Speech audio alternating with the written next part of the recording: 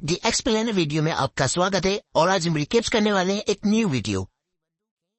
कहानी की शुरुआत में हम पृथ्वी के ऊपर एक हमला होते हुए देखते हैं। एक अनजान एलियन प्रजाति ने बहुत सारे रेडिएशन से भरे मीटियोर्स पृथ्वी की ओर फेंके। उनकी ये कोशिश थी कि इंसानों को पूरी तरह से धरती से मिटा दिया जाए, लेकिन इसके बावजूद भी इंसानों ने जमीन के नीचे शहर बना लिए जहाँ ये जानलेवा रेडिएशन नहीं पहुँचती थी, और इस तरह इंसान आज भी किसी तरह जिंदा थे। ये साल चल रहा है 2199 और इंसानियत अब लगभग खत्म होने की कगार पर है। जमीन के नीचे बसे शहरों में रह रहे इंसान भी उम्मीद खो चुके थे। अब तो वो बस अपनी मौत का इंतजार कर रहे हैं। खैर, फिर हम धरती की सतह पर चल रहे एक आदमी को देखते हैं जिसका नाम है सुसुमू। वो लोहा इकट्ठा करने निकला था ताकि उसे बेचकर गुजारा कर सके। उसने रेडिएशन से बचने के लिए एक खास सूट पहना हुआ था, पर अचानक आसमान से एलियंस का एक खतरनाक प्रोब तेजी से उसकी तरफ आया। वो प्रोब धरती से टकराया और इस सब के बीच सुसुमू भी वहीं बेहोश हो गया। जब उसकी आंख खुली तो उसके सर से खून बह रहा था।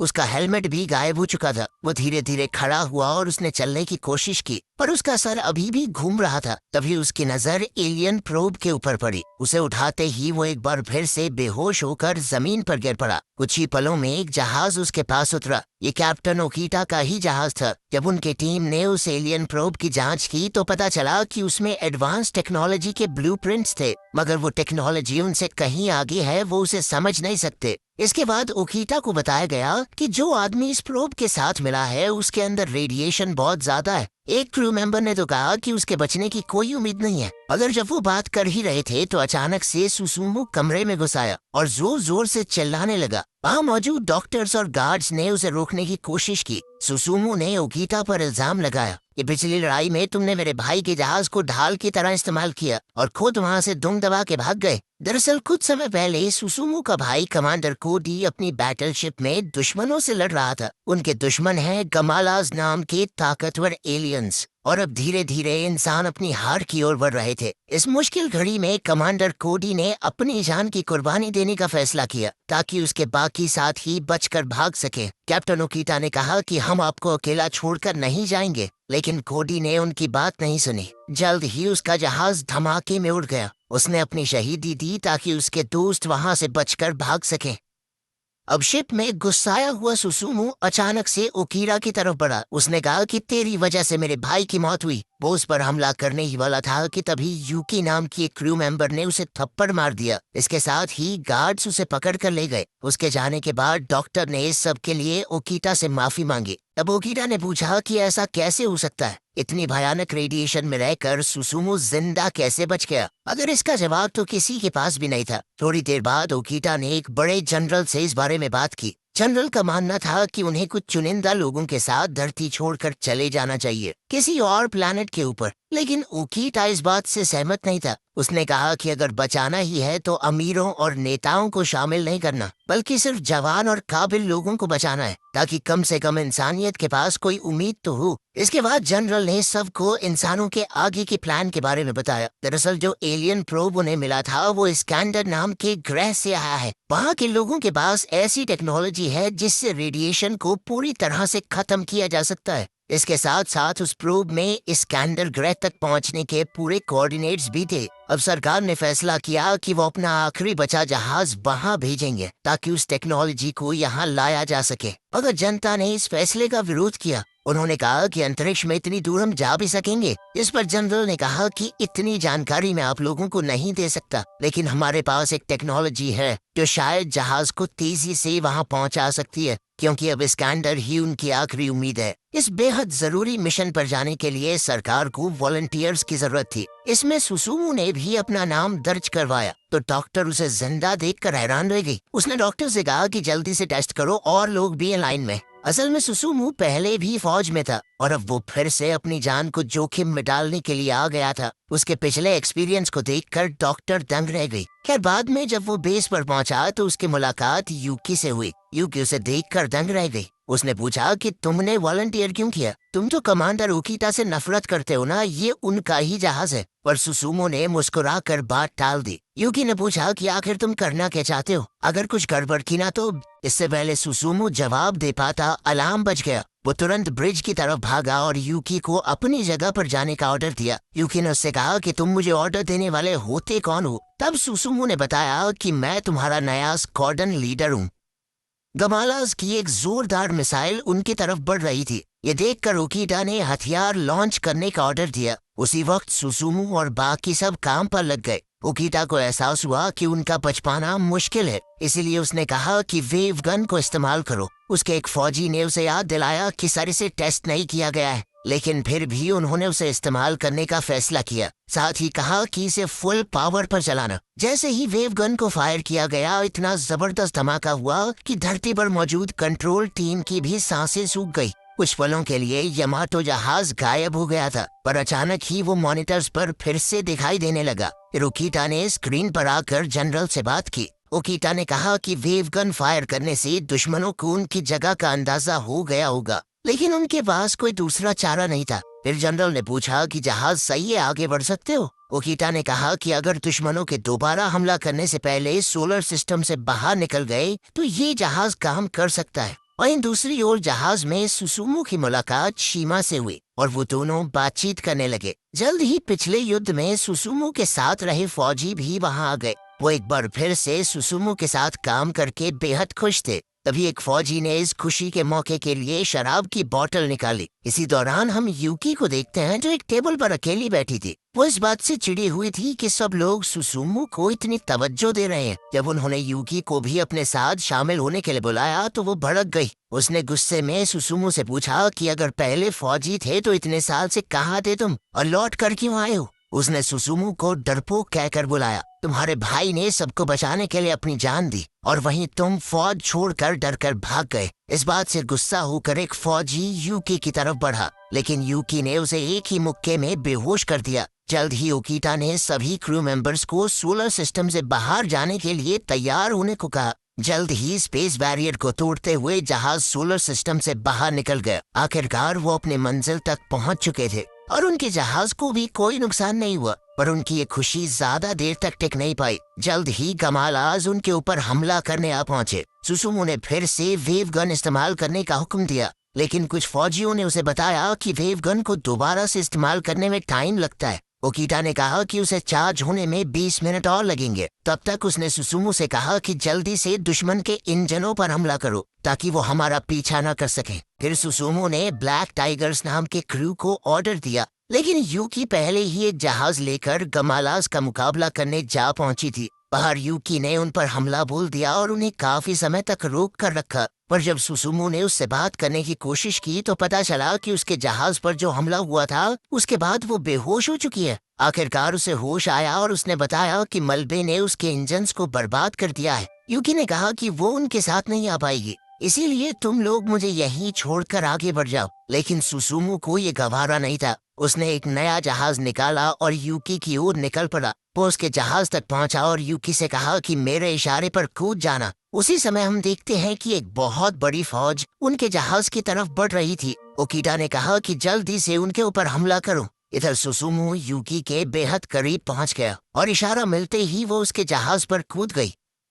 उधर ओकीटा ने एक जबरदस्त प्लान बनाया। जैसे ही दुश्मन उनके करीब पहुंचेगा तो वो साइड में रोल होकर भाग जाएंगे। उसने पूरे क्रू को सावधान हो जाने को कहा। इन दुश्मनों से बचने के बाद वो सुसुमू और यूकी को लेकर वापस सोलर सिस्टम में जाएंगे। कुछ ही पलों में जैसे ही दुश्मन उनके करीब आए तो वो हमला करने की एक्टिंग करते हुए साइड से भाग निकले। साथ ही सुसुमू और यूकी भी जल्दी से शिप के अंदर आ गए। सुसुमू यूकी को अपनी बाहों में लेकर भागता हुआ अंदर आया। जैसे ही उसे होश आया तो स्ट्रेचर पर डालकर इलाज के लिए ले जाया गया। इसके बाद ओकीटा वहां आया और उसने सुसुमू से कहा कि तुम्हारी इस जांबाजी के चक्कर में सबकी जान खतरे में बढ़ गई थी। मगर सुसुमू ने कहा कि मेरे काम करने का तरीका यही है, मैं अपने किसी साथी को मरने के लिए नहीं छोड़ता, तुम्हारी तरह। ये सुनते ही ओकीटा ने गुस्से में आकर उसे जेल में डाल दिया। थोड़ी देर बाद चीफ टाकुगावा जेल में उससे मिलने गया और सुसुमू का मजाक उड़ाने लगा। सुसुमू पहले ही गुस्से में था क्योंकि उसके मुताबिक उसने जो किया वो सही था,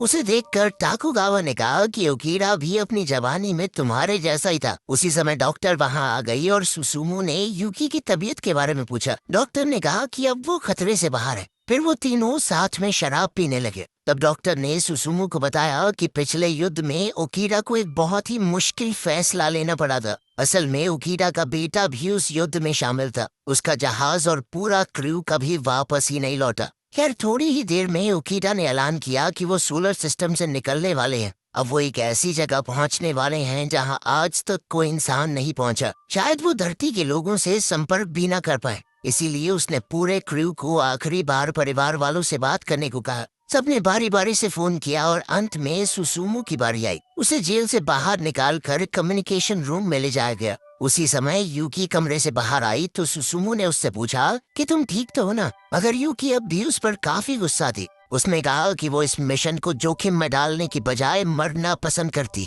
खैर सुसुमो ने उसकी नाक पर धीरे से छूते हुए उसे शांत रहने को कहा। बाद में कैफे में शीमा ने यूकी से पूछा कि तुम्हें सुसुमो पता है कहाँ है। तो यूकी ने बताया कि वो कम्युनिकेशन रूम में अपने परिवार को मैसेज भेज रहा है। पर शीमा ने कहा कैसा परिवार, उसका इस दुनिया में कोई नहीं है। उसका पूरा परिवार एक बम धमाके में मारा गया और फिर उसका भाई भी शहीद हो गया। तब से सुसुमो एकदम अकेला हो गया था। उस दिन के बाद से सुसुमो ने फौज छोड़ दी।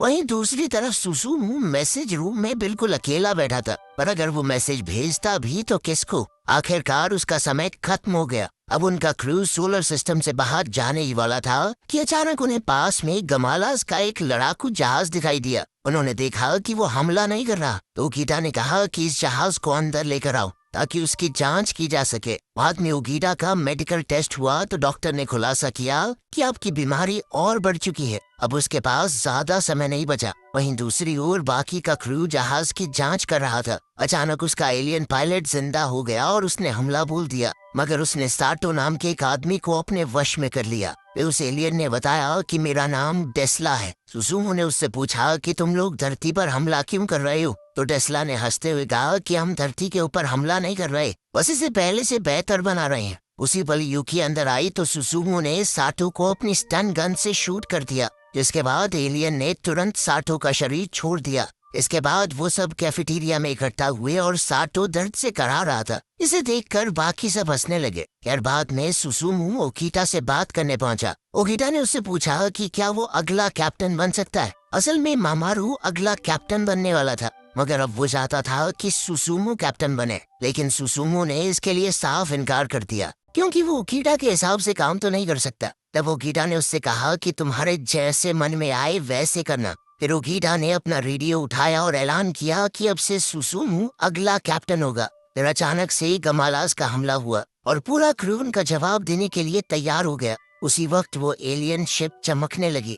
असल में इस शिप के जरिए गमालास को उनकी लोकेशन मिल गई थी। सुसुमो ने ऐन वक्त पर मोर्चा संभाला और सबको ऑर्डर्स दिए। तब एंडो ने बताया कि लिफ्ट खराब हो गई है और वो सभी वहीं फंस चुके हैं। सुसुमो ने उन सबको वहीं रुकने को कहा। फिर उसने वेव गन तैयार की और जबरदस्त फायर किया। उन्होंने शिप को तबाह कर दिया था। पर तभी उन्हें एहसास हुआ कि नीचे से भी हमला हो रहा है। सुसुमो ने देखा कि यह हमला तीसरे ब्रिज की ओर था तो उसने थोड़ा हिचकिचाते हुए यूकी को इसे संभालने को कहा। यूकी ने तीसरे ब्रिज पर फायर किया और वो सीधा दुश्मन जहाज पर जा गिरा। इसके बाद सुसुमा ओकीरा के पास गया और उसे सब कुछ बताया। असल में तीसरे ब्रिज में 6 क्रू मेंबर्स की मौत हो गई थी और अब सुसुमा को लग रहा था कि वो कैप्टन बनने के लायक ही नहीं है। ओकीरा ने पूछा कि तुम वापस क्यों आए हो। इस पर सुसुमो ने कहा कि मैं ये देखना चाहता था कि तुम किस तरह के इंसान हो और साथ ही वो धरती को फिर से एक बार हरा भरा देखना चाहता है। फिर उसने ओकीटा से पूछा कि मैंने कैप्टन के तौर पर जो कुछ किया क्या वो सही था। ओकीटा ने खड़े होकर सुसुमो को अपने तजुर्बे से एक सलाह दी और कहा कि वो कैप्टन के तौर पर अपने फर्ज को ईमानदारी से निभाए। फिर ओकीटा ने कहा कि वो उसे एक बहुत जरूरी बात बताना चाहता है। आखिरकार ओकीटा से बात करके सुसुमो बाहर आया तो यूकी उसके सामने आ गई। वो तीसरे ब्रिज वाली घटना से काफी दुखी हो गई थी तो सुसुमो ने उससे माफी मांगी क्योंकि यूकी ने ये काम उसके कहने पर ही किया था। मगर यूकी ने कहा कि तुमने सिर्फ अपना फर्ज निभाया है। पर ये कहते ही वो खुद भी रोने लग गई। उसने अपने ही लोगों पर हमला किया था और अब वो इस पछतावे के साथ जिंदा नहीं रह सकती।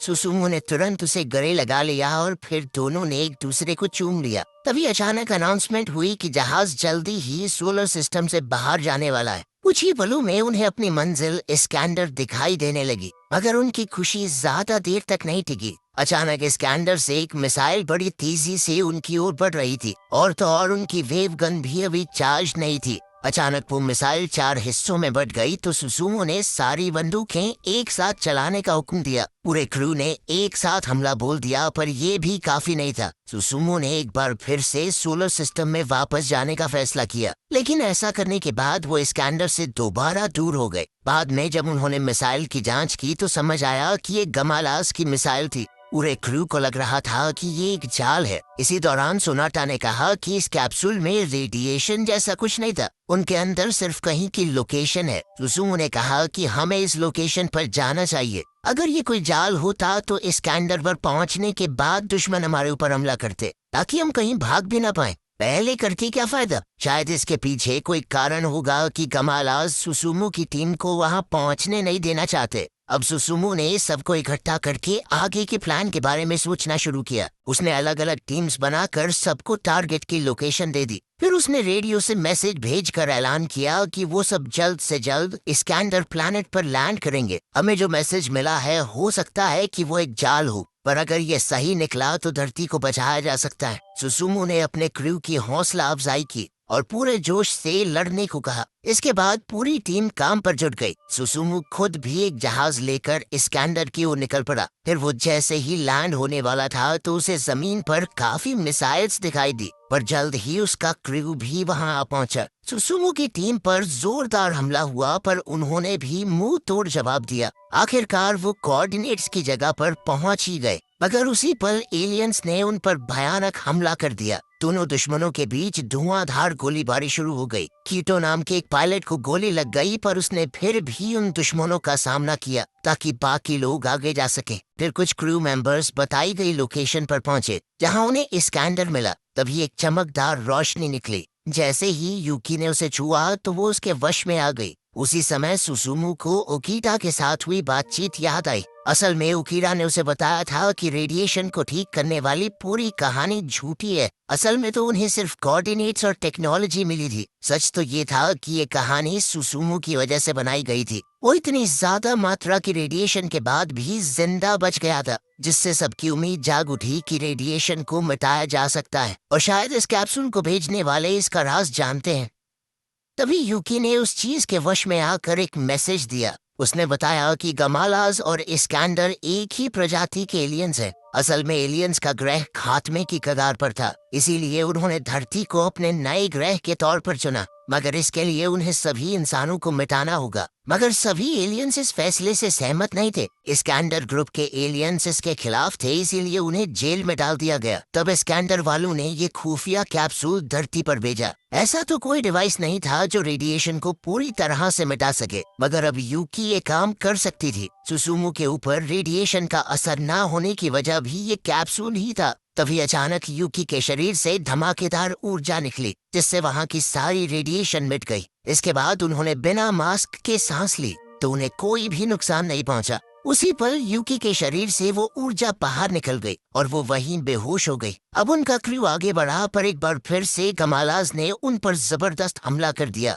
इस मौके पर साइटो और साडा ने वहीं रुकने का फैसला किया ताकि सुसुमो और यूकी भाग सकें। सुसुमो ने कहा कि मैं तुम्हें छोड़कर नहीं जाऊंगा, और साडा ने उसकी बात नहीं मानी। जब सुसुमो और यूकी बाहर निकले तो उन्होंने देखा कि क्रू के सभी मेंबर्स मारे जा चुके हैं। वहीं अंदर साइटो और साडा अपनी आखिरी सांस तक लड़ते रहे। आखिरकार उन दोनों को गोली लग गई, पर साडा ने पहले ही वहां एक बम लगा दिया था। मरने से पहले उसने कई गमालास को मार दिया। सुसुमो और यूकी ने अपने जहाज से ये धमाका देखा। आखिरकार वो अपनी बैटलशिप यमाटो पर वापस लौटे और ओकीटा को सब कुछ बताया। ओकीटा अब काफी बीमार हो चुका था। उसने सुसुमो को सब कुछ सोच समझ कर करने को कहा। अब सुसुमो वापस कंट्रोल रूम में गया और स्पेसशिप को वापस पृथ्वी पर ले गया। उन्होंने सबको खबर दी कि उन्हें एक एंटी रेडिएशन डिवाइस मिल गया है। जनरल को तो अपने कानों पर यकीन ही नहीं हुआ। उसी पल ओकीटा की मौत हो गई। इससे पहले कि वो कुछ कर पाता, गमालास ने एक बार फिर से उन पर हमला कर दिया। पूरा क्रू एक साथ उनका सामना करने के लिए जुट गया। सुसुमू ने टाकुगावा से बात की मगर टाकुगावा भी बुरी तरह जख्मी हो चुका था। कुछ ही पलों में उसने भी दम तोड़ दिया। अभी अचानक उन्हें एक आवाज सुनाई दी और फिर एक चेहरा दिखाई दिया। उसने पूरे क्रू से कहा कि वो धरती पर कब्जा करने नहीं आए पर वो इसे लौटा भी नहीं सकते। तभी वो गायब हो गया और क्रू ने देखा कि जहाज के बाहर एक बड़ा सा धमाका होने वाला है। असल में ये एक बहुत बड़ा न्यूक्लियर रिएक्शन था जिसमें पूरी धरती तबाह हो सकती है। मगर सुसुमू ने अब भी हार नहीं मानी और इसे रोकने की कोशिश की। उसने पूछा कि क्या वो वेव मोशन गन का इस्तेमाल कर सकते हैं, लेकिन उसे बताया गया कि जहाज में कुछ खराबी आ गई है। अगर उसका इस्तेमाल किया तो ये जहाज भी उड़ जाएगा। अब वो सोचने लगा कि कुछ भी करके धरती को बचाना तो है ही। उसने पूछा कि वो बची हुई ताकत से कितने शॉट्स लगा सकते हैं, जिस पर उसे बताया गया सिर्फ एक बार करते ही यमाटो पूरी तरह तबाह हो जाएगी। ये सुनते ही उसने सभी क्रू मेंबर्स से कहा कि जहाज को छोड़ दो, अपनी जान बचाओ, निकलो यहाँ से। यूकी ने इससे साफ इनकार कर दिया पर सुसुमू ने कहा कि यही मेरा ऑर्डर है। शीमा ने कहा सर मैं भी आपके साथ यहीं रुकूंगा, लेकिन सुसुमू ने उसे ऑर्डर दिया कि यूकी को सही सलामत धरती पर लेकर जाओ। यूकी के पास ही वो ताकत थी रेडिएशन को खत्म करने की, इसीलिए उसका सुरक्षित वापस जाना बहुत जरूरी है। जल्द ही सभी क्रू मेंबर्स जहाज से निकल गए मगर यूकी अब भी राजी नहीं थी। उन दोनों में बहस छिड़ गई और यूकी रोने लगी। सुसुमू ने उसे समझाते हुए कहा कि मेरा कोई परिवार नहीं है, पर जब मैं तुमसे मिला तो पता नहीं क्यों तुम्हारी परवाह करने लगा और अब वो चाहता है कि यूकी एक हरी भरी धरती पर दोबारा से घूमे। सुसुमू ने उसे अभी के लिए अकेले वापस जाने को कहा और वादा किया कि मैं वापस आऊंगा जिंदा। मगर यूकी अब भी रोते हुए उसके गले लगी हुई थी। सुसुमू के पास कोई चारा नहीं था, इसीलिए उसने अपनी स्टन गन निकाली और यूकी को बेहोश कर दिया। फिर शीमा उसे अपने साथ ले गया। आखिरकार सुसुमू गमालास के जहाज पर हमला करने को तैयार था। वहीं उसके पास से शीमा का जहाज गुजरा तो यूकी को होश आ गया। उसने देखा कि सुसुमू अब भी यमाटो जहाज में था। वो चिल्लाने लगी पर अब कुछ नहीं कर सकती थी। इधर गमालास के जोरदार हमले का जवाब देते हुए सुसुमू ने वेव गन चला दी। साथ ही उसने यमाटो जहाज को दुश्मन के जहाज से टकरवा दिया, जिससे एक बहुत ही बड़ा धमाका हुआ। अब कहानी कई साल आगे पहुंची। हम देखते हैं कि धरती एक बार फिर से पहले जैसी हो गई। अब यहाँ कोई रेडिएशन नहीं थी। वहीं यूकी अपने बेटे के साथ मैदान में खेल रही थी। सुसुमू तो लौट कर नहीं आया, लेकिन उसका सपना जरूर पूरा हुआ। वीडियो पूरी देखने के लिए धन्यवाद। मिलते हैं जल्दी आपसे नेक्स्ट वीडियो में। जब तक के लिए आप चैनल सब्सक्राइब कर लीजिएगा ताकि आपको ऐसी और अमेजिंग वीडियोस मिलती रहे।